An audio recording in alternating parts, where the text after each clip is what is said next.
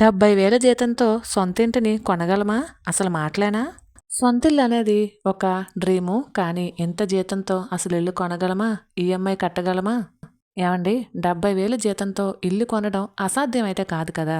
మన జీతానికి మించిన ఇల్లు కొనాలని ప్రయత్నిస్తే మాత్రమే మనం ఇబ్బందులు పడతాము. లేదంటే ఇల్లు కొనడం అసాధ్యమైతే ఏమీ కాదు. ఇల్లు కొనడం అంటే కేవలం ఇంటి ధర ఒక్కటే కాదండి. ప్రతి నెల తప్పకుండా ఎంత సేవ్ చేయగలము? ఇల్లు కొనడం ఒకరోజు నిర్ణయమే కావచ్చు. కానీ ఈఎంఐ మాత్రం ఏళ్ల తరబడి కట్టాలి. 70,000 జీతంతో ఎంతలో ఇల్లు కొనొచ్చు? 30 లక్షలా? 40 లక్షలా? లేదా 50 లక్షలా? 60 లక్షలా? సేవింగ్స్ అంతా ఇంటికే పెట్టేస్తే ఎప్పుడైనా ఎమర్జెన్సీ వస్తే ఏం చేయాలి? ఈఎంఐ అనేది స్ట్రెస్ లేకుండా కట్టాలి. సొంత ఇల్లు ఉండడం మంచి విషయమే, కానీ సొంతింటి ఈఎంఐ కట్టడం కోసం ఫైనాన్షియల్ స్ట్రెస్ ఉంటే మాత్రం చాలా ఇబ్బంది అండి. ముందుగా హౌస్ ఫండ్ ఏర్పాటు చేసుకుంటేనే ఇంటి కోసం స్లోగా సేవింగ్స్ అనేవి బిల్డ్ అవుతాయి. ఇల్లు కొనాలంటే ప్రతి చిన్న ఆనందాన్ని త్యాగం చేయాల్సిందేనా? ఒక ఖర్చు పెట్టే ముందు ఇది నిజంగా మనకు అవసరమా, లేదా ఇంటి కోసం ఏమన్నా సేవ్ చేయగలమా? అయినా ప్రతి కుటుంబం ఫైనాన్షియల్ సిచ్యువేషన్ ఒకలా ఉండదు కదా. ముందుగా budget, savings, emergency fund, down payment, home loan, EMI. సొంతిల్లు అనేది మనకి ప్రతి నెల ఆనందాన్ని ఇవ్వాలి, కానీ ప్రతి నెల భయాన్ని కాదు కదా.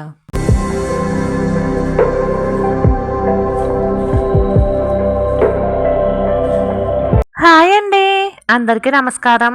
Welcome to talks with me. ఎలా ఉన్నారండి అందరూ? నేనైతే చాలా అంటే చాలా బాగున్నాను. మీరందరూ కూడా ఇంకా ఇంకా బాగుండాలని మనస్ఫూర్తిగా కోరుకుంటున్నాను. ఈ వీడియోలో 70,000 శాలరీతో ఇల్లు కట్టుకోవచ్చా అని చెప్పేసి కామెంట్ సెక్షన్లో అడిగారు కదండి.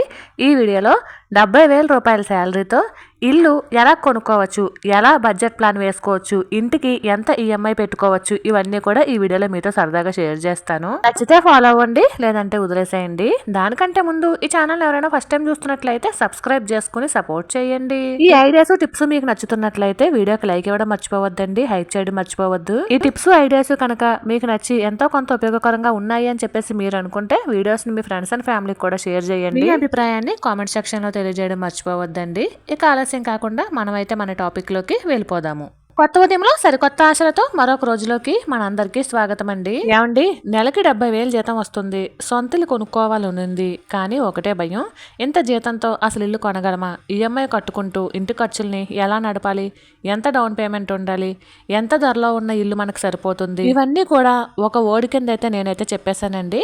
కానీ ఇవన్నీ రకరకాల కామెంట్స్ అనమాట. అన్నీ కూడా సింపుల్ గా చెప్పాలంటే 60,000 నుండి 70,000 వరకు జీతం ఉంటూ సొంత ఇల్లు కొనుక్కోవాలని డ్రీమ్ ఉంది, అది ఎలా కొనాలి అని చెప్పేసి అడిగినటువంటి కామెంట్స్ ఏనండి. కాకపోతే అన్ని విడివిడిగా చదవకుండా ఇలా ఒకే వర్డ్లో అయితే మీతో షేర్ చేశాను. నిజం చెప్పాలంటే 70,000 జీతంతో ఇల్లు కొనడం సాధ్యమేనండి, అసాధ్యమైతే కాదు. కానీ ఇక్కడ ఒక విషయాన్ని గుర్తుపెట్టుకోవాలండి. ఏమండి, ఇల్లు కొనుక్కోవాలని డ్రీమ్ ఉంటుంది, తప్పులేదు. కానీ మన జీతం 70,000 జీతం అనుకోండి, మన జీతానికి మించిన ఇల్లు కొనాలని ప్రయత్నిస్తే మాత్రం సొంతింటి ఆనందం కంటే కూడా ఈఎంఐ కట్టడం ఎక్కువ టెన్షన్ ఉంటుందండి. సొంత ఇంటిలో ఉంటున్నాము అనే హ్యాపీనెస్ కన్నా కూడా అప్పులు ఎక్కువైపోతున్నాయి అనే బాధ కూడా ఉంటుందండి. కాబట్టి మన జీతానికి తగ్గట్టే మన ఇల్లు ఉండాలి, ఇది గుర్తుపెట్టుకోవాలండి. మనలో చాలా మందికి జీవితంలో ఒక పెద్ద కళ ఏంటి అంటే సొంత ఇల్లే కదా.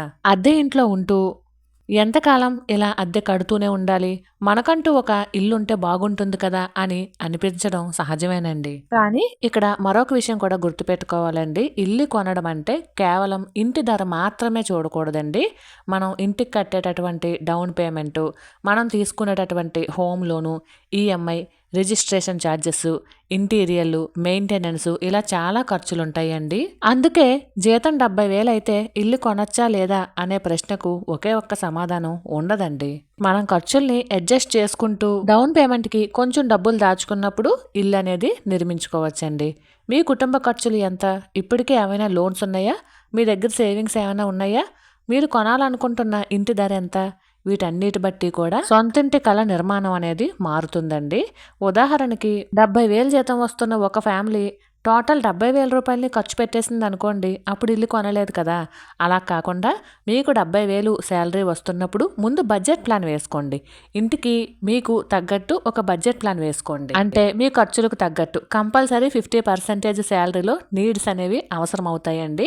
కాబట్టి నేను ఇక్కడ ఉదాహరణకి 50% అని రాశాను. మీ ఖర్చులు బట్టి మీరు నోట్ చేసుకోండి. ఇల్లు కొనాలనుకున్నప్పుడు మన జీతానికి ఒక బడ్జెట్ అనేది కంపల్సరీ పెట్టుకోవాలండి. ఇంటి అద్దెలు, ఇంటి ఖర్చులు, groceries, current bill, education, travelling, medical expenses, ఇన్సూరెన్స్లు ఇవన్నీ కూడా ఖర్చులే కదా. వీటన్నిటిని కూడా చక్కగా నోట్ చేసుకోండి. ప్రతి నెల తప్పకుండా ఎంత మొత్తం మీరు డబ్బుల్ని దాస్తున్నారో అనేది కూడా ఒకసారి నోట్ చేసుకోండి. అంటే మీరు ప్రతి నెల 10,000 మాత్రమే దాస్తున్నారు అనుకోండి, దాన్ని బట్టి మీరు బడ్జెట్ ప్లాన్ వేసుకోవచ్చు ఇంటి కోసం. అదే 20,000 దాస్తున్నారనుకోండి, మరొక రకమైన ప్లాన్ వేసుకోవచ్చు బడ్జెట్ ప్లాన్ అనేది. 30,000 వరకు మీరు సేవ్ చేస్తున్నారనుకోండి, ఇంకో రకమైన బడ్జెట్ ప్లాన్ వేసుకోవచ్చు. అందుకే మొదట మీ జీతాన్ని ఎలా ఖర్చు పెడుతున్నారు, మీరు ఎంత సేవ్ చేస్తున్నారు అనేది క్లారిటీ రావడం కోసం మీరు నోట్ చేసుకోండి. చక్కగా ఒక పేపర్ తీసుకుని ఒకవైపు మీ ఇన్కమ్ 70,000 అని రాస్తారు. మీకు ఏమైనా ఎక్స్ట్రా ఇన్కమ్ ఉన్నా సరే దానిని కూడా నోట్ చేసుకోండి. మరోవైపు మీ నెలవారీ ఖర్చులన్నింటినీ రాయండి. ఉదాహరణకి కిరాణాకి ఎంత అవుతుంది, కరెంట్ బిల్కి ఎంత, ట్రావెలింగ్కి ఎంత, ఎడ్యుకేషన్కి ఎంత, మెడికల్ ఖర్చులు ఎంత, ఏమైనా ఈఎంఐస్ ఉంటే కనుక వాటికి ఎంత, అలానే పర్సనల్ ఖర్చులు ఏమైనా ఉంటే వాటికి ఎంత, ఇలా అన్నీ రాసిన తర్వాత చివరికి ఎంత మిగులుతుందో చూడండి. ఇది చాలా చిన్న విషయమే అనిపించవచ్చు మీకు, కానీ ఇల్లు కొనడానికి ముందు ఈ క్యాలిక్యులేషన్ అనేది చెయ్యకపోతే తర్వాత ఈఎంఐ మొదలు పెట్టినప్పుడు చాలా ఇబ్బంది పడే అవకాశం ఉంటుందండి. ఏమండి, ఇల్లు కొనడం అనేది ఒక కలే కావచ్చండి. ఇల్లు కొనేయాలి అని చెప్పి ఒక్క రోజులో మనం నిర్ణయం తీసుకోవచ్చు, కానీ ఈఎంఐ మాత్రం చాలా సంవత్సరాలు మనతోనే ఉంటుందండి. అందుకే తొందరపడి నిర్ణయం తీసుకోవద్దండి. వీటన్నిటిని నోట్ చేసుకుని దాన్ని బట్టి మీరు ఒక బడ్జెట్ ప్లాన్ వేసుకోండి. అప్పుడు ఇల్లు కొనడానికి మీకు ఒక ఆలోచన వస్తుంది, దాన్ని బట్టి కొనుక్కోవచ్చండి. సరే, ఇప్పుడు 70,000 జీతంతో ఎంత ధర ఉన్న ఇల్లు కొందాం అనుకుంటున్నారు అనేది మీరు నోట్ చేసుకోండి. అంటే మీ దగ్గర ఏమైనా ఎక్స్ట్రా ఇన్కమ్ ఉందనుకోండి, ఏ పొలమో స్థలమో అమ్మారు, అలాంటప్పుడు మనీ ఉందనుకోండి, అప్పుడు ఇంకాస్త పెద్ద ఇల్లు తీసుకుంటారు. లేదు, ఈ 70,000తోనే కొనుక్కోవాలి అని చెప్పేసి అనుకుంటే కనుక ఫస్ట్ మీరు ఒక బడ్జెట్ అనుకోండి. ఇల్లు కొనడానికి 30 లక్షల ఇల్లు కొనుక్కోవాలా, లేదా మీ దగ్గర ఆల్రెడీ స్థలం ఉంటే ఇంటికి 40 లక్షలు అవుతుందా, 50 లక్షలు అవుతుందా అనేది మీకు ఒక క్లారిటీ ఉంటుంది కదా. దాన్ని బట్టి మీరు బడ్జెట్ ప్లాన్ అనేది వేసుకోవచ్చండి.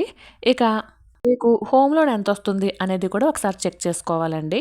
ఎందుకంటే హోమ్ లోన్ ఎలిజిబిలిటీ అనేది ఒక్క జీతంపై మాత్రమే ఆధారపడదు కదా. మన వయసు, income, credit history, down payment, loan tenure, ఇంకా ఇలా చాలా విషయాలపై మనకి హోమ్ లోన్ అనేది ఆధారపడి ఉంటుందండి. ముందుగా మీకు నిజంగా ఎంత లోను వస్తుందా అనేది ఒకసారి మీరు కనుక్కోండి. అంటే మీ జీతం బట్టి మీరు కనుక్కొని అప్పుడు మీరు డిసైడ్ అవ్వండి. 30 లక్షలు ఇల్లు కొనాలా, 40 లక్షల, 50, 60, 70 అనేది అప్పుడు డిసైడ్ అవ్వండి. ఎందుకంటే లోన్స్ అనేవి అందరికీ ఒకేలా కూడా రావండి. ఓన్లీ శాలరీ స్లిప్ ఉంటే మాత్రమే లోన్ వస్తుంది అని అనుకోవటం ఓకే, కానీ అందరికీ ఒకే విధంగా రావు. అంటే చెప్పాను కదండి, ఇప్పుడు మన ఏజ్ చూస్తారు, ఇన్కమ్ చూస్తారు, క్రెడిట్ హిస్టరీ చూస్తారు, డౌన్ పేమెంట్ ఎంత కడుతున్నాము అన్న దానిపై కూడా హోమ్ లోన్ ఆధారపడి ఉంటుంది. లోన్ టెన్యూరు, ఇంకా ఇలా రకరకాలవి చాలా అయితే అమలులో ఉంటాయండి. ఇలా వీటన్నిటి బట్టి మీరు ఒక నిర్ణయం తీసుకున్న తర్వాత వీటన్నిటి నుండి మీరు ఒక నిర్ణయానికి వచ్చారు. అంటే 30 లక్షలు ఇల్లు కొనాలా, 40 లక్షలు ఇల్లు కొనాలా, 60 లక్షలు ఇల్లు కొనాలా అనేది మీకు ఒక నిర్ణయానికి వస్తుంది కదా. అప్పుడు మీరు డౌన్ పేమెంట్ని రెడీ చేసుకోండి. ఇల్లు కొనేటప్పుడు మొత్తం డబ్బుని లోన్ మీదే తీసుకోవాలని అనుకోవడం ఏమాత్రమూ మంచిది కాదండి. మీ దగ్గర సాధ్యమైనంత వరకు ఒక మంచి డౌన్ పేమెంట్ ఉండడం చాలా మంచిదండి. ఉదాహరణకి 40 లక్షలు చూద్దామండి. మీరు 40 లక్షల రూపాయలు ఇంటిని చూస్తున్నారు అని చెప్పేసి అనుకుంటే కనుక మీ దగ్గర కొంత సేవింగ్స్ ఉండాలండి. అందులో కనీసం కొంత భాగాన్నైనా సరే ఎమర్జెన్సీ ఫండ్కి ఉంచుకుని మిగిలింది డౌన్ పేమెంట్కి యూజ్ చేయాలండి. ఎందుకంటే మీ సేవింగ్స్ అన్నీ కూడా ఇంటికే పెట్టేయడం కూడా మంచి విషయం కాదండి. ఇల్లు కొనేసిన తర్వాత మీ బ్యాంక్ అకౌంట్ కనుక ఖాళీగా అయిపోతే కనుక ఏదైనా ఇంట్లో చిన్న ఎమర్జెన్సీ వచ్చినా సరే మళ్ళీ ఇబ్బంది పడతారు. కాబట్టి డౌన్ పేమెంట్తో పాటు కాస్త ఎమర్జెన్సీ ఫండ్ కూడా, అంటే ఎమర్జెన్సీ సేవింగ్స్ కూడా ఉండేటట్టు ప్లాన్ చేసుకోండి. ఒకవేళ మీ దగ్గర డౌన్ పేమెంట్కి సరిపడగా అమౌంట్ ఉంటే, ఉదాహరణకు చెప్తున్నానండి, మీరు ఎక్కడో పొలమో స్థలమో అమ్మారు అనుకుందాము, లేదా సైట్ మీదే అనుకుందాము, లేదా మీకు ఏదైనా ఒక మంచి ఇన్కమ్ వచ్చింది, అంటే ఒక బిగ్ అమౌంట్ వచ్చింది మీ చేతికి, ఒక 20 లక్షలో 10 లక్షలో ఎంతో కొంత వచ్చిందండి, వాటితో మీరు డౌన్ పేమెంట్ కట్టేద్దాము అనుకుంటున్నారు. అలాంటప్పుడు ఏం చేయాలంటే మీరు కొంత అమౌంట్ని ఎమర్జెన్సీ ఫండ్కి అయితే తీయండి. అంటే మీకు 6 నెలలకి మీ ఖర్చులకి సరిపడగా ఉన్నటువంటి అమౌంట్ని మీరు తీసి పక్కన పెట్టుకోండి. మిగిలిన అమౌంట్ని మీరు డౌన్ పేమెంట్కి యూజ్ చేసుకోవచ్చు అనమాట. మీకు అర్థం అవుతుందని అనుకుంటున్నాను. ఇలా ఒక ఎమర్జెన్సీ ఫండ్ని క్రియేట్ చేసుకోగలిగితే కాస్త సేఫ్ సైడ్ అండి. చాలా మంది ఏంటంటే ఎక్కడో పొలమో స్థలం అమ్ముతారు, లేదా మీరు పెట్టుబడి పెట్టినటువంటి సేవింగ్సే మీకు మళ్ళీ రావచ్చు తిరిగి ఒక బిగ్ అమౌంట్గా మారి. అలా కొంచెం అమౌంట్ వచ్చినప్పుడు మనకి ఇల్లు లేదు కదా! ఇల్లు కొనుక్కుందాము అని చెప్పేసి అనుకుంటారండి. అది తప్పేమీ కాదు. ఇక్కడ చాలామంది మర్చిపోయే విషయం ఏమిటంటే, ఇల్లు కొనడానికి ముందు డౌన్ పేమెంట్ ఎంత? లోన్ ఎంత? ఈఎంఐ ఎంత? ఇవే ఆలోచిస్తారు కానీ, ఎమర్జెన్సీ వస్తే ఏం చేస్తాం? ఒకవేళ మనం చేసే జాబ్‌లో ఏదైనా సమస్య వస్తే ఏం చేస్తాం? మెడికల్ ఎమర్జెన్సీ వస్తే కొన్ని నెలలు ఇన్‌కమ్ తగ్గితే ఇలా వీటి గురించి మాత్రం ఆలోచించరండి. కానీ ఈఎంఐ అయితే మాత్రం ఎప్పుడూ ఆగదండి. ఎప్పుడూ కడుతూనే ఉండాలి హోమ్ లోన్ అనేది. కాబట్టి ఎప్పుడైనా ఏమైనా ఎమర్జెన్సీ ఖర్చులు కూడా రావచ్చు కదా! అలాంటప్పుడు ఎమర్జెన్సీ ఫండ్ అనేది చాలా ముఖ్యమండి. అప్పుడు కుటుంబానికి అవసరమైన కొన్ని నెలల బేసిక్ ఖర్చులు కూడా ఈ ఎమర్జెన్సీ ఫండ్ మనం ముందుగానే తీసి పెట్టుకుంటే ఆ అమౌంట్ కొన్ని ఖర్చులకు యూజ్ అవుతుందండి. చాలా మంది చేసే తప్పు ఇదేనండి. ఎమర్జెన్సీ ఫండ్ క్రియేట్ చేసుకోకుండా మిగిలిన పనులన్నీ చేసేసుకుంటారు. దాని వలన ఏంటంటే ఎమర్జెన్సీ విషయంలో అప్పుల పాలవుతూ ఉంటారనమాట. చాలా మంది ఇల్లు అమ్ముకునే సందర్భాలు కూడా ఇలాంటి వాటి వల్లే ఉంటుందండి. సరే, ఇక తర్వాత విషయం ఏంటంటే ఈఎంఐ విషయంలో. అంటే ఇప్పుడు చాలా ముఖ్యమైన విషయం అండి. 70,000 జీతం వస్తుంది కదా! ఎంత ఈఎంఐ అయినా కట్టేస్తాము అని చెప్పి అనుకోవద్దండి. ఎందుకంటే మనం ఈఎంఐ ఒక్కటే కట్టం. ఇంటి ఖర్చులు కూడా ఉంటాయి. ప్రతి నెల గ్రోసరీస్ కొనుక్కోవాలి. ప్రతి నెల కరెంట్ బిల్లు కట్టాలి. ఓన్లీ ఓన్ హౌసే కాదు కదండీ! ఈ ఖర్చులన్నీ ఉంటూనే ఉంటాయి. ట్రావెలింగ్ ఉండొచ్చు, పిల్లల ఫీజులు ఉండొచ్చు, మెడికల్ ఖర్చులు ఉండొచ్చు, ఏవైనా అన్‌ఎక్స్‌పెక్ట్ ఖర్చులు కూడా ఉండొచ్చండి. మనం ఎక్స్‌పెక్ట్ చేయలేని ఖర్చులు కూడా ఉండొచ్చు. అందుకే ఈఎంఐ పెట్టే ముందు మొత్తం ఫ్యామిలీ బడ్జెట్ అనేది ఒకసారి ఖచ్చితంగా చెక్ చేసుకోవాలండి. బ్యాంకు ఎంత లోన్ ఇస్తుంది అనేది కాకుండా మీరు కంఫర్టబుల్‌గా ఎంత ఈఎంఐ కట్టగలరు అనేది చూసుకోవాలి. ఎందుకంటే ఈఎంఐ అనేది లాంగ్ టర్మ్‌లో మనం పే చేస్తూనే ఉంటామండి. ఎన్నో సంవత్సరాలు పే చేస్తాం. కాబట్టి ఈఎంఐ స్ట్రెస్ లేకుండా ఎంత ఈఎంఐ కట్టగలను అనేది చెక్ చేసుకోవాలి. ఇక తర్వాత మీరు ఆలోచించాల్సింది ఏంటంటే, చాలామందికి ఒక చిన్న ఒపీనియన్ ఉంటుందండి. మొదటి ఇల్లే పెద్దదిగా ఉంటే బావుంటుంది అని చెప్పి అనుకుంటారండి. అలా ఏమీ ఆలోచించకండి. ఒకవేళ మీకు ఈ 70,000 శాలరీ కాకుండా ఇంకా ఎక్కువ అమౌంట్ మీకేదైనా ఇందాక ఆల్రెడీ చెప్పాను కదా! పొలం గాని, స్థలం గాని అమ్మినప్పుడు ఏదైనా పెద్ద అమౌంట్ ఉంటే వాటితో కొనుక్కోండి. అలా కాకుండా ఓన్లీ అమౌంట్ ఈ 70,000తోనే ఇల్లు కట్టాలి అని చెప్పి అనుకుంటే మాత్రం పెద్ద పెద్ద ఇల్లు జోలికైతే వెళ్ళకండి. ఎందుకంటే మీ శాలరీతోనే ఇల్లు గడవాలి. అలానే ఈఎంఐ కూడా కట్టాలి. హోమ్ లోన్ కూడా కట్టాలి కాబట్టి. మినిమమ్ హోమ్ లోన్ అనేది మీ శాలరీ నుండి 30-35% గాని లేదా 40-45% గాని ఉంటే కొంచెం బెనిఫిట్ అండి. నాకైతే నా దృష్టిలో అయితే ఈఎంఐ అనేది 20-25% కనుక ఉంటే ఎటువంటి స్ట్రెస్సు లేకుండా ఈఎంఐ ఖచ్చితంగా తీరిపోద్ది అని నేనైతే అనుకుంటానండి. కాబట్టి ఇల్లు ఎంత పెద్దదిగా ఉంటే అంత రిచ్ అని చెప్పి అనుకోవాల్సిన అవసరం లేదండి. మీ బడ్జెట్‌కి సరిపోయే చిన్న ఇల్లు అయినా పర్వాలేదు. ఇన్‌కమ్ పెరిగిన తర్వాత మళ్ళీ భవిష్యత్తులో మరొక పెద్ద ఇంటికి మారవచ్చండి. కాబట్టి మీరు అనుకున్న బడ్జెట్‌లో ఇల్లుండాలి. అంతకు మించి ఒక్క రూపాయి కూడా ఎక్కువ అవ్వకూడదు అని మీకు మీరే డిసైడ్ అవ్వాలండి. ఎందుకంటే మనం ఇల్లు కొనడానికి వెళ్ళినప్పుడో లేదా అపార్ట్మెంట్లో ఫ్లాటో ఏదో కొనడానికి వెళ్ళినప్పుడు మనకి 4 చూపిస్తారండి. అందులో ఎక్కువగా పెద్ద పెద్దవే చూపిస్తూ ఉంటారు ఫస్ట్ మనల్ని అట్రాక్ట్ చేయటానికి. ఇది అందరికీ తెలిసిందే కదా బిజినెస్ మైండ్. కాబట్టి మీ బడ్జెట్‌లో ఎంత ఇల్లొస్తుంది అనేది చెక్ చేసుకొని మీ బడ్జెట్‌కి సరిపోయే చిన్న ఇల్లైనా పర్వాలేదండి తీసుకోవచ్చు. ఇన్‌కమ్ పెరిగిన తర్వాత భవిష్యత్తులో పెద్ద ఇంటికి మారవచ్చండి. లేదంటే సేవింగ్స్ పెరిగిన తర్వాత ఇంటిని మళ్ళీ ఇంప్రూవ్‌మెంట్ కూడా చేసుకోవచ్చు. అంటే ఇప్పుడు ఒక ఫ్లోర్ ఏసుకున్నారండి. డబ్బులుంటే మరొక ఫ్లోర్ పైన వేసుకోవచ్చు కదా ఇంటి పైన.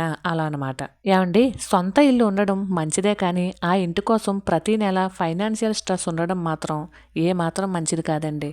అందుకే మొదటి ఇల్లు మీ డ్రీమ్ హౌసు కాకపోయినా మీ బడ్జెట్‌కి సరిపోయే సేఫ్ హౌస్ అయితే చాలండి. కొన్న ఇల్లు అమ్ముకోకుండా ఉంటే సరిపోతుంది. ఇక తర్వాత పాయింట్ ఏంటంటే ఇప్పటి వరకు డౌన్ పేమెంట్‌కి ఒక్క రూపాయి కూడా సేవ్ చేయలేదనుకోండి. ఇప్పుడు ఎలా సేవ్ చేయాలో చూద్దామండి.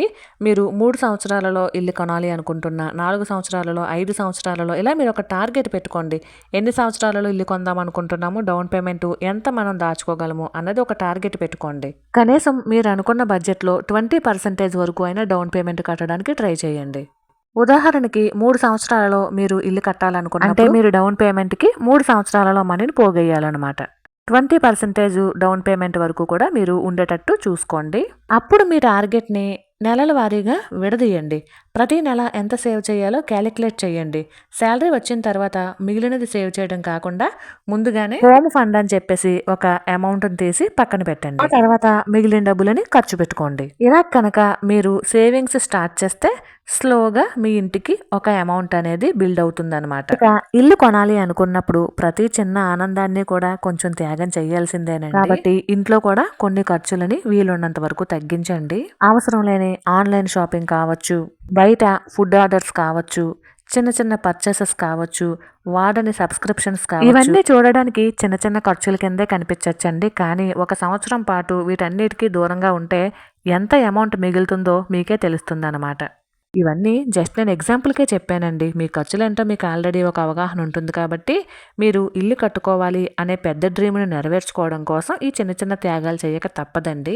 ఇంకొక చిన్న టిప్ చెప్తానండి. మీకు ఏదైనా ఖర్చు పెట్టాలి అని అనిపించినప్పుడు ఈ ఖర్చు నిజంగా ఇప్పుడు అవసరమా?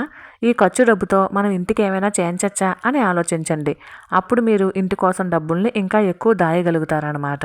చాలామంది హోమ్ లోన్ తీసుకునేటప్పుడు హోమ్ లోన్ ఒక్కటే చూస్తారండి.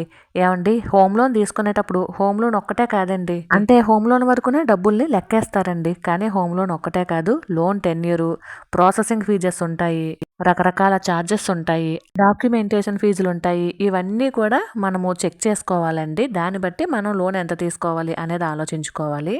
ఇంకొంతమంది హోమ్ లోన్ తీసుకునేటప్పుడు ఇంట్రెస్ట్ రేట్ మాత్రమే చూస్తారండి. ఓన్లీ ఇంట్రెస్ట్ రేట్ ఒక్కటే కాదండి, హోమ్ లోన్ తీసుకునేటప్పుడు లోన్ టెన్యూర్ కూడా ఒకసారి చెక్ చేసుకోవాలి. ఎన్ని సంవత్సరాలు కడుతున్నారు అనేది కూడా చూసుకోవాలి.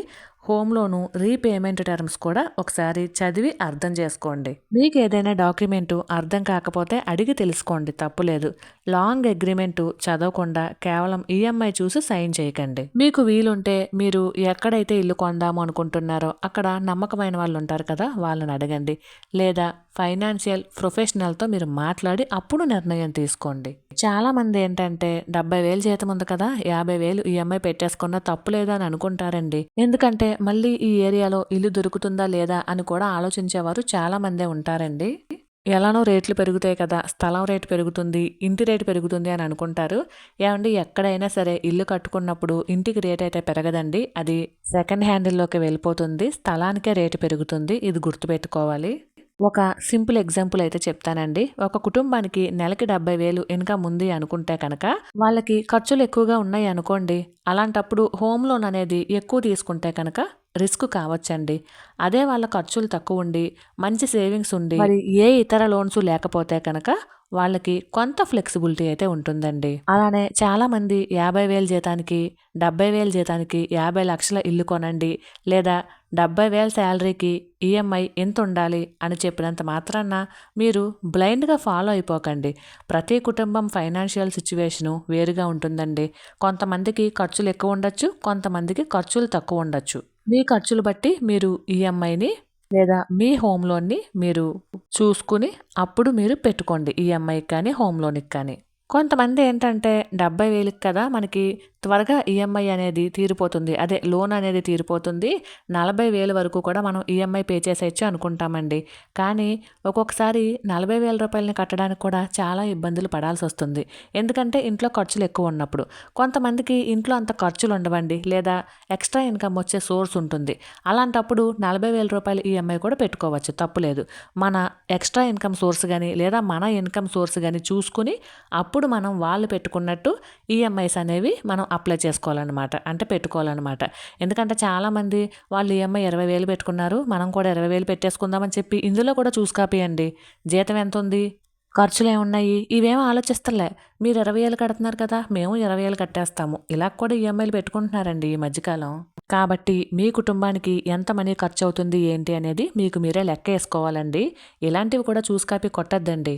ఇప్పుడు చివరిగా మీరు ఇల్లు అయితే కొనడానికి రెడీగా ఉన్నారా లేదా అనేది ఒకసారి చెక్ చేసుకోండి. ఎలా అంటే మీకు రీజనబుల్గా సేవింగ్స్ ఏమైనా ఉన్నాయా, అలానే మీకు సేవింగ్స్ ఉంటే ఎంత సేవింగ్స్ ఉన్నాయి, కనీసం డౌన్ పేమెంట్ కట్టడానికైనా మీకు సేవింగ్స్ ఉన్నాయా లేదా అనేది చెక్ చేసుకోండి. తరువాత మీ దగ్గర ఎమర్జెన్సీ ఫండ్ ఉందా లేదా, డౌన్ పేమెంట్ కోసం ఎంత అమౌంట్ సిద్ధంగా ఉంది, లేదా మీ దగ్గర ఏమైనా బిగ్ అమౌంట్ ఉందా, ఇవన్నీ కూడా ఒకసారి చెక్ చేసుకోండి, తప్పేమీ లేదండి. ఏమండి, మనం ఇల్లు కట్టుకునేటప్పుడు ఆ ఇంటిని మనం నిలబెట్టుకోగలగాలి కదా. కాబట్టి అన్నింటినీ చెక్ చేసుకోవడం తప్పేమీ కాదండి. చాలామంది ఏమీ తెలుసుకోకుండా వాళ్ళు కొన్నారు, వీళ్ళు కొన్నారు, లేదా ఇంట్లో ప్రెజర్. ఇంట్లో చాలామందికి ఏంటంటే అమ్మ నాన్న ఏంటంటే జాబ్ రాగానే ఇల్లు కొనేయాలి అని అనుకుంటారండి. కొంచెం ప్రెజర్ కూడా ఉంటుంది. దాని వలన ఇల్లు కట్టేసుకుందాం అని చెప్పేసి చాలామంది ఆలోచిస్తూ ఉంటారండి. ఏమండి, మన జీవితం, మన ఈఎంఐలు, మన టెన్షన్, మన స్ట్రెస్ ఇవన్నీ మనమే పడాలి కదా. కాబట్టి ఒకసారి ఆలోచించుకుని లెక్క వేసుకోండి. లేదంటే కొంచెం వెయిట్ చేసి అప్పుడు మీరు ఇల్లు తీసుకోండి. ఈఎంఐ కట్టిన తర్వాత కూడా నెలవారీ ఖర్చులకి డబ్బులేమన్నా మిగులుతున్నాయా లేవా అనేది కూడా చెక్ చేసుకోవాలి కదా. సేవింగ్స్ లేకుండా అన్ని డబ్బులు అప్పుగా తీసుకుని చాలా పెద్ద ఈఎంఐ పెట్టుకుని మనకు సొంత ఇల్లు ఉండాలి అనే ఎమోషన్తో ఇల్లు కొనడం మాత్రం చాలా పెద్ద తప్పండి. దానిని అవాయిడ్ చేయడమే బెస్ట్. 70,000 జీతంతో ఇల్లు కొనడం సాధ్యమేనండి. అది ఇన్కమ్ కంటే మీ ప్లానింగ్ మీద ఆధారపడి ఉంటుంది. ముందుగా budget plan, savings, emergency fund, down payment, తర్వాత హోమ్ లోను, ఈఎంఐ. ఇలా ఆర్డర్లో కనుక మనం ప్లాన్ చేసుకుంటే మనం ఈజీగానే త్వరగానే ఇల్లు అనేది కొనుక్కోవచ్చండి. మరి మీకు అర్థం అయ్యేటట్టే చెప్పాను అనుకుంటున్నానండి. అలానే నాకు తెలిసినంత వరకు ఎంత హోమ్ లోన్ కట్టాలి అనేది, జస్ట్ ఈఎంఐ ఎంత కట్టాలి అనేది జస్ట్ ఒక లెక్క కింద మీతో షేర్ చేస్తానండి. ఏమండి, సొంత ఇల్లు మనకి ఆనందాన్ని ఇవ్వాలి కానీ ప్రతి నెల భయాన్ని ఇవ్వకూడదండి. ఎప్పుడు అప్పులోళ్ళు వచ్చి ఇంటి మీద పడతారా అన్న భయం ఉండకూడదు. అనవసరంగా అప్పు చేసి ఇల్లు కొన్నామా ఇలాంటి ఏమీ ఆలోచనలు ఉండకూడదండి. కాబట్టి 70,000 జీతంతో ఇల్లు కొనాలి అని అనుకున్నప్పుడు ప్లాన్ చేసుకోండి. మన శాలరీ బట్టి, మన ఖర్చు బట్టి అసలు ఎంత సేవ్ చేస్తున్నామో ఇవన్నీ కూడా ఒక్కసారి ఆలోచించుకుని అప్పుడు చక్కగా ప్లాన్ చేసుకుని అప్పుడు ఇల్లు కట్టుకోవటానికి కానీ లేదా ఇల్లు కొనుక్కోవటానికి కానీ అప్పుడు దిగినట్లయితే ఆ ఇల్లు మళ్ళీ తిరిగి మనం అమ్ముకోవాల్సిన అవసరం లేకుండా ఉంటుందండి. చాలామంది చిన్న చిన్న మిస్టేక్స్ చేసి ఇల్లు కొనేసుకున్న తర్వాత అమ్మాల్సిన పరిస్థితి దాకా వెళ్ళిపోతున్నారండి. కాబట్టి ఇల్లు కొనుక్కోవటం తప్పు కాదు. 70,000 జీతంతో ఇల్లు కొనుక్కోవచ్చు. కొంచెం ఆలోచించండి అంతే. అంతకుమించి ఏమీ అవసరం లేదండి. కొంచెం టైం పట్టినా సరే ఆలోచించి ప్లాన్ చేసుకుని ఇల్లు అనేది కొనుక్కోండి, కట్టుకోండి. సరేనండి. సరే, ఇప్పుడు ఒక చిన్న లెక్క చెబుతానన్నాను కదండి. జస్ట్ మీకు అర్థం అవడం కోసమే. నచ్చితే ఫాలో అవ్వండి, లేదంటే వదిలేసేయండి. మీరు ఎగ్జాంపుల్కి మీరు ఒక బడ్జెట్ అనేది డిసైడ్ అవ్వండి. అంటే 30 లక్షల రూపాయలుతో ఇల్లు కడదాం అనుకుంటున్నారా, 40 లక్షల, 50 లక్షల, 60, 70, 80, ₹1,00,00,000 ఇలా ఎంత అయితే అంత. ఇలా మీకు అవైలబిలిటీని బట్టి, మీ అవకాశాన్ని బట్టి ఎంతో కొంత ఒక బడ్జెట్ అనేది అనుకోండి. అది ఎంతైనా కావచ్చు. నేను ఇక్కడ ఉదాహరణకి 40 లక్షలు తీసుకుంటున్నానండి. జస్ట్ ఎగ్జాంపుల్కి మాత్రమే. ఇక్కడ మళ్ళీ మీరు 30 లక్షలు, 40 లక్షలు, 50 లక్షలే కొనాలా, అంతకు మించి పెద్దది కొనకూడదని మీరు అనుకోవచ్చు. మీ ఇన్కమ్ బట్టి మీరు ఎంత పెద్ద ఇల్లు అయినా తీసుకోవచ్చండి. జస్ట్ నేను ఎగ్జాంపుల్కి మాత్రమే చెప్తున్నాను అనమాట. సరేనండి. 40 లక్షల రూపాయలు వచ్చేసి మీరు ఇంటికి అనుకున్న బడ్జెట్ అనుకుందామండి. ఇందులో అంటే 40 లక్షల రూపాయల్లో కనీసం 20% అయినా డౌన్ పేమెంట్ కోసం మీరు మనీని పోగు చేసుకోవాలన్నమాట. అంటే సేవ్ చేసుకోవాలి. 40 లక్షల రూపాయలు ఇల్లు కొనుక్కోవాలి అనుకున్నప్పుడు 20% అంటే 8 లక్షల రూపాయల వరకు కూడా మీరు డౌన్ పేమెంట్ అనేది కట్టాలి. ఇంకా ఎక్కువ కడితే మరీ మంచిది. ఇక మిగిలింది 32 లక్షలండి. అంటే మీరు హోమ్ లోన్ తీసుకోవాల్సింది 32 లక్షలు. దానికి వడ్డీ ఎంత పడుతుంది ఇవన్నీ కూడా మీరు ఒకసారి కనుక్కోండి. మీరు బ్యాంక్ దగ్గరికి వెళ్ళినప్పుడు కనుక్కోండి. అలానే లోను ఎన్ని సంవత్సరాలు మీరు పెట్టుకోవాలనుకుంటున్నారు, 15 సంవత్సరాలు, 20 సంవత్సరాలు, 10 సంవత్సరాలు, ఇది కూడా మీరు ఒకసారి ఆలోచించుకోవాలి. అది మీరు కట్టే ఈఎంఐ బట్టి ఉంటుంది. ఉదాహరణకి ఇక్కడ నేను 8.5% చొప్పున వడ్డీ రేట్ అనుకుంటున్నానండి. జస్ట్ ఎగ్జాంపుల్కే, ఇంతే ఉండాలని ఏమీ లేదు. 8.5% చొప్పున నేను ఇక్కడ వడ్డీ రేట్ అనుకుంటున్నాను. 20 సంవత్సరాల వరకు లోన్ టెన్యూర్ అనుకుంటున్నానండి.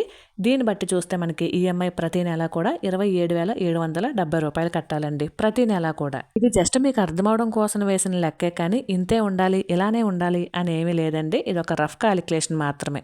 మనీ అనేది ఓన్లీ వీటికే అవ్వదు కదండి. వీటితో పాటు రిజిస్ట్రేషన్ ఖర్చు ఉంటుంది, స్టాంప్ డ్యూటీ ఉంటుంది, ప్రాసెసింగ్ ఫీజు ఉంటుంది, డాక్యుమెంట్ల ఫీజు ఉంటాయి. వాటితో పాటు మనం ఇంటికి కావాల్సినటువంటి ఇంటీరియల్స్ ఉంటాయి.